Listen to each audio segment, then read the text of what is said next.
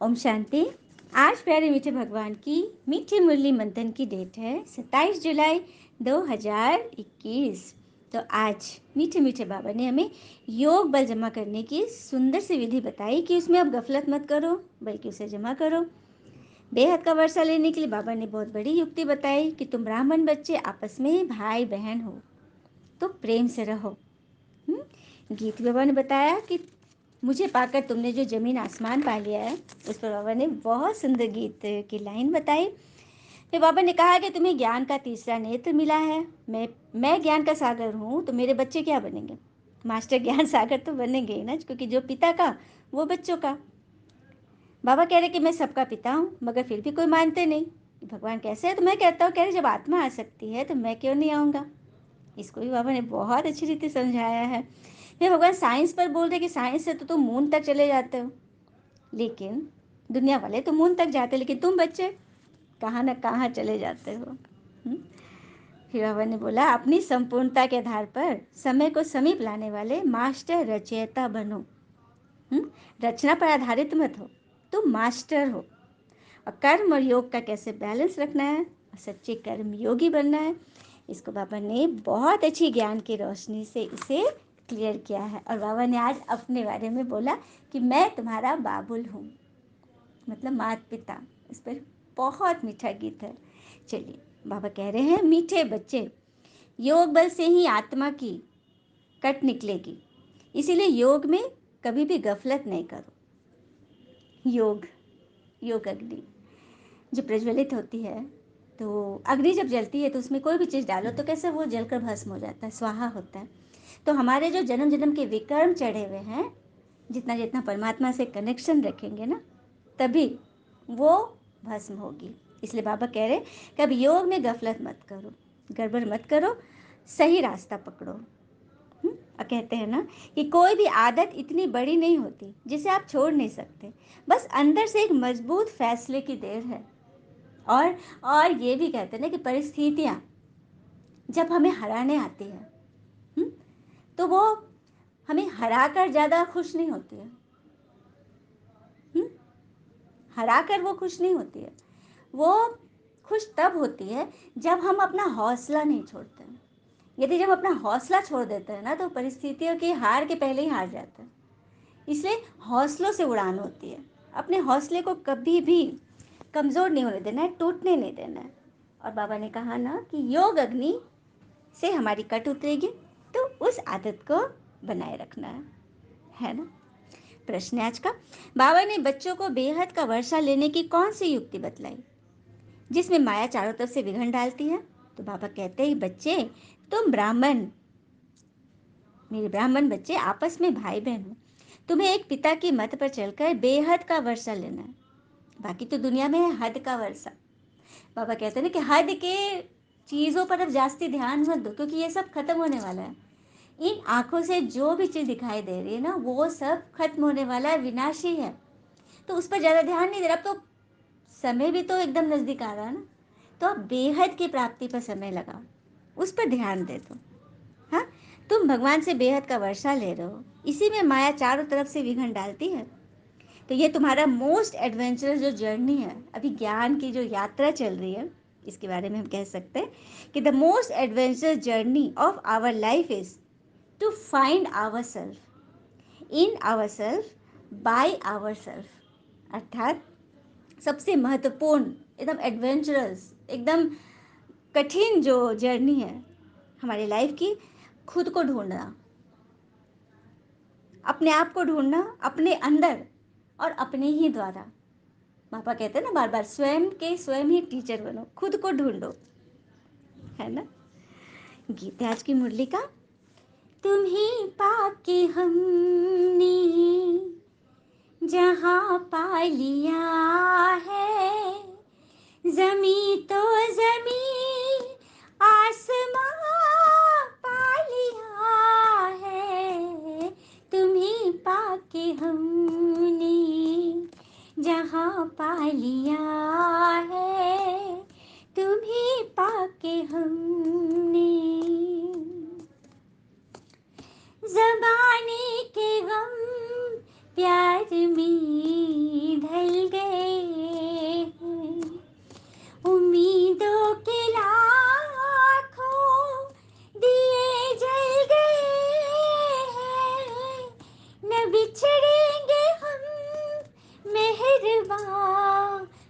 लिया है, तुम्हें पाके हमने जहाँ पा लिया है, तुम्हें पाके हमने। ओम शांति। बाबा कह रहे हैं, मीठे मीठे बच्चों ने गीत सुना, तो गीत का एक अक्षर ही काफ़ी है। जो बच्चे अब समझ गए हैं कि हमें बेहद के पिता से बेहद की जमी व आसमान मिल रहा है, जो कि रावण के श्राप से सभी दुखी थे, और बाबा की वर्षे से क्या हो रहा है, सभी सुखी बन रहे हैं। हाँ, तो अब समय है कि हम अपने जीवन का नियंत्रण स्वयं अपने हाथ में ले लें और अच्छे अच्छे कर्मों का बीज बोएं। फिर बाद में हम आराम से बैठ अपने जीवन के सुंदर बगीचे को देख सकते हैं। तो यही समय है, हाँ, जब हम संकल्प रूपी बीज मन की धरनी पर डालेंगे और उसका सुंदर फल देखने के लिए तैयार रहे। फिर बाबा कह रहे, सतयुग व कलयुग भारत को ही कहा जाता है। अभी तो देवी देवताओं के मंदिर में जाएंगे तो झट बुद्धि में आएगा कि इन्हों को कैसे ये वर्षा मिला, ये पूज्य कैसे बने। ये सारा राज तुम बच्चों की बुद्धि में। हाँ, आगे क्या करते थे, मंदिर में जाकर बस माला फेरते थे, आंख बंद करके उन्हों को ही अपना दर्शन कराते थे और कहते थे कि हम मंदिर में जा रहे दर्शन करने। सच में ये बड़ी बात है ना, इस पर कभी किसी ने सोचा ही नहीं कि हम दर्शन करने जा रहे हैं, लेकिन वहां पे आंख बंद करके भाव तो यही है कि आप ही मेरा दर्शन करो। इसलिए बाबा बता रहे हैं ना कि तुम्हें अब सब कुछ पता चल गया। हाँ, तुम सब उनके ऑक्यूपेशन को जानते हो कि ये देवी देवता कैसे बने, कैसे इनकी इतनी महिमा हो रही है। अभी तुमको ज्ञान का तीसरा नेत्र मिला है। जब पिता ज्ञान का सागर है तो जरूर बच्चों को ज्ञान ही देंगे ना। क्योंकि उनको न तो मनुष्य न ही देवता कहा जाता है, वो तो है निराकार परमात्मा, भगवान स्वयंभू है ना। उनका तो न कभी जन्म होता है न मरण, वो तो निराकार है आत्मा रूप में। फिर बाबा इसको क्लियर कर रहे।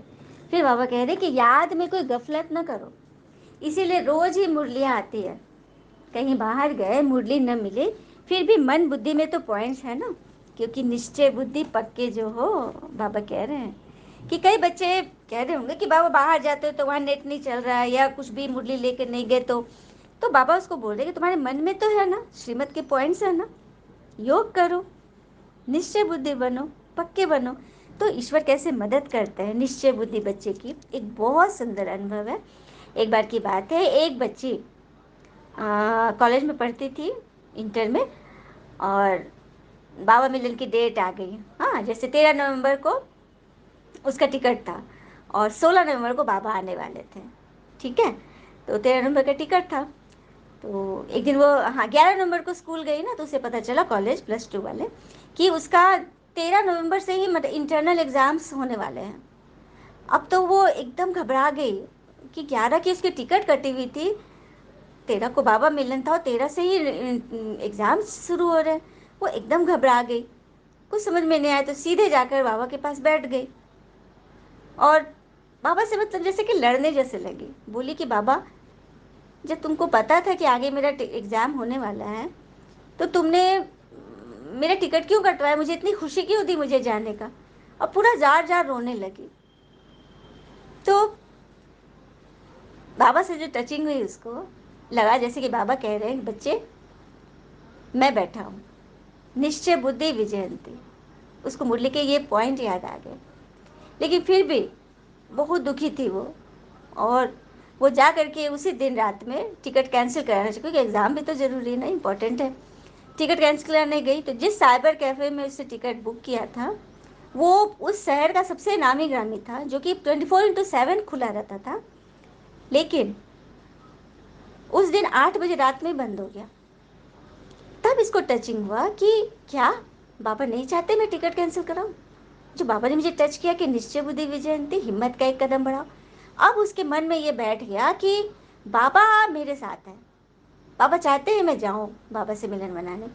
और फिर वो घर आ गए और एकदम तैयारी करने जाने की। मम्मी पापा ही बोले कि अरे तुम्हारा एग्ज़ाम है, कि नहीं, मुझे तो जाना है, बाबा का इशारा आया है। तो मम्मी पापा भी ज्ञान में थे, वो लोग बोले अच्छा ठीक है, लेकिन बोले कि ठीक है, एक बार तुम कॉलेज में बात तो कर लो अपने प्रिंसिपल से, शायद तुम्हारा एग्ज़ाम बाद में ले, क्योंकि इंटरनल एग्ज़ाम में ना तो वो हो सकता है। लेकिन वो प्रिंसिपल बहुत कड़े थे, स्ट्रिक्ट थे, किसी के बच्चों की उतनी बात नहीं मानते थे। इसने जाके बोला तो इसी को वो डांट दिए। तो बड़ा उदास हो गई और फिर अपने दोस्तों से बोली कि मैं एग्ज़ाम नहीं दूंगी। तो दोस्तों ने बोलने लगे कि अरे ये तुम क्या सोच रही हो। तो अरे ये प्रिंसिपल भी कोई प्रिंसिपल है, ज़रा भी नहीं सुनते अपने बच्चे की। और मेरे बाबा तो पूरे जगत के प्रिंसिपल है, देखना वो जरूर कुछ ना कुछ करेंगे। मतलब ये निश्चय उसको, दोस्त लोग तो कुछ समझ नहीं पाई, लेकिन उसने उसे उन्हें कह दिया कि देखना सब में कल्याण है, मेरे साथ जरूर कुछ अच्छा होगा, कुछ गड़बड़ नहीं होगा। और वो बोल करके ट्रेन में बैठ गई कि नहीं मुझे तो जाना है बाबा से मिलने। और वहाँ पहुँची, मधुबन पहुँची, और 13 तारीख को बाबा मिलन था, उसी दिन उसका टेस्ट भी था। अचानक उस दिन सुबह में इसको बहुत घबराहट भी हो रही थी, वहाँ पे भी बाबा से भी बात कर रही थी, बाबा मैं आ तो गई हूँ लेकिन मन घबरा रहा है बाबा, मेरा टेस्ट छूट रहा है ना। तो अचानक उसको बाबा की उस फोटो पर तस्वीर पे नज़र पड़ी जिस पे लिखा हुआ था चिंता मत करो मैं बैठा हूँ। यह देखकर उसको गजब की बहुत ज़्यादा तीव्र टचिंग हुई, और वो मन बना ली कि नहीं सब कुछ सही है, कुछ गड़बड़ नहीं हो सकता। और सच में जैसे वो उठी, स्नान वान किया, मोबाइल खोला, तो उसमें उसकी मम्मी का मैसेज था, लिखी हुई थी कि बेटा तुम्हारा एग्ज़ाम कैंसिल हो गया। ये सुनते ही उसको लगा कि ये कैसे हो गया। फिर जब उसने पता किया तो पता चला कि उस स्कूल के जो हायर स्टूडेंट्स लोग थे, उन लोगों ने प्रिंसिपल के सामने कुछ मांग रखी थी, और वो प्रिंसिपल तो थोड़े कड़े थे, उन लोग की मांग मान नहीं रहे थे। तो उन लोगों ने पूरा स्ट्राइक कर दिया था और कहा था कि इस कॉलेज के कोई भी एक्टिविटीज़ को वो लोग हेल्प नहीं होने देंगे, और स्ट्राइक पर बैठ गए थे, सारा चीज़ वो लोग बंद करा दिए, लॉकडाउन करा दिए। अब इस बच्चे ने जो सुना तो अब तो बाबा के याद में उसकी आंखों से झर झर पानी गिर रहा था कि किस तरह से बाबा ने उसे बचाया। अपने से मिलन मनाने के लिए कैसा ड्रामा का कितना बेजोड़ सीन चला, क्योंकि उसने सब कुछ भगवान के हाथ में सौंप दिया था ना। और यहाँ तक तो ये बात तो चमत्कार हुआ ही। और जब वापस पहुंची ना, 16 तारीख को वो पहुंची मिलन बनाकर, तो 18 तारीख से फिर से इंटरनल एग्जाम आ गया, और उसने बढ़िया से एग्जाम भी दे दिया एक दिन के बाद। तो देखा, ये होता है निश्चय बुद्धि विजयी बच्चे की निशानी। मन में निश्चय कर लो, ठान लो, तो फिर जीत है। फिर बाबा समझाते हैं कि मैं सबका पिता हूँ, मगर कोई मानते ही नहीं है कि भगवान कैसे आएगा। अरे आत्मा आ सकती है तो क्या मैं नहीं आ पाऊंगा? आत्मा एक शरीर छोड़ दूसरे में जा सकती है तो क्या मैं नहीं जा सकता? कितने सुंदर बाबा बोल रहे हैं ना कि जो आत्मा कर सकती है तो क्या परमात्मा उसका बाप नहीं कर सकता? तो मैं तो कल्प के अंत में एक ही बार आता हूँ, युगे युगे नहीं। लेकिन क्या हमने क्या सुना है कि भगवान युगे युगे आते, मतलब सतयुग के लास्ट में आए, त्रेता के फर्स्ट में, तो त्रेता में 2 कला कम होगी, मतलब और डिमोशन होता जा रहा है ईश्वर के आने से, और सृष्टि डिमोशन की ओर जा रही है। तो ये भी ईश्वर कितनी बड़ी ग्लानि है। और एक बात ये भी है कि ईश्वर चली सृष्टि के मैकेनिक है। हमारे घर में भी कोई इक्विपमेंट खराब होता है बिजली का, हमने एक मिस्त्री को बुलाया, लेकिन बार बार हमें हर महीने बुलाना पड़ेगा, तो क्या हम उस मिस्त्री को फिर से बुलाएंगे?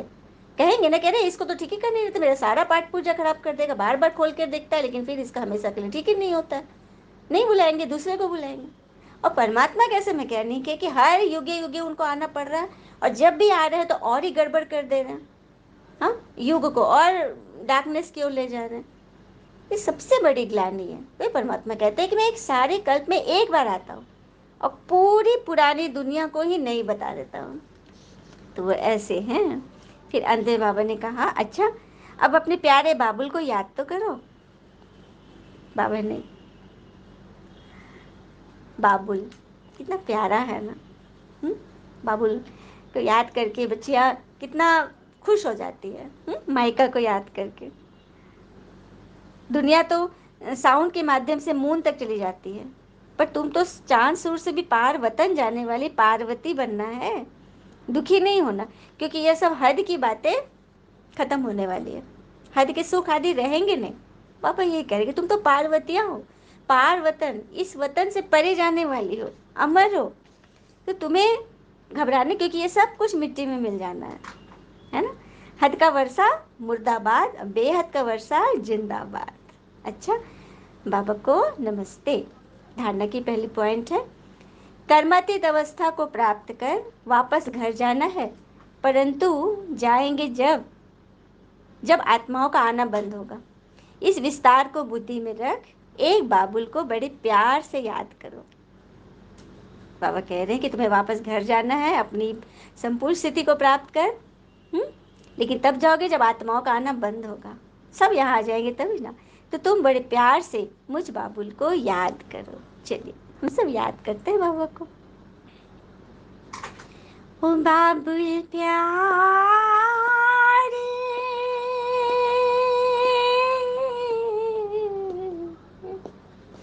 हो तेरी मुरली की ये धुन, जिसे रही आत्माएं सुन, और सुन के बदले ये जीवन।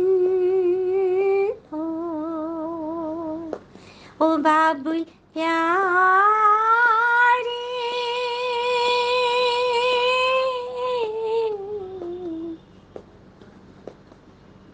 तेरी ही मुरली से जीवन बदला, बदली पूरी जिंदगानी।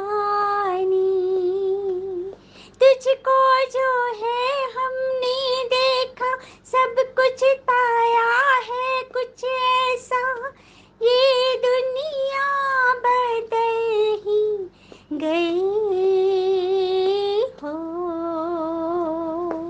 ओ बाबुल प्यारे।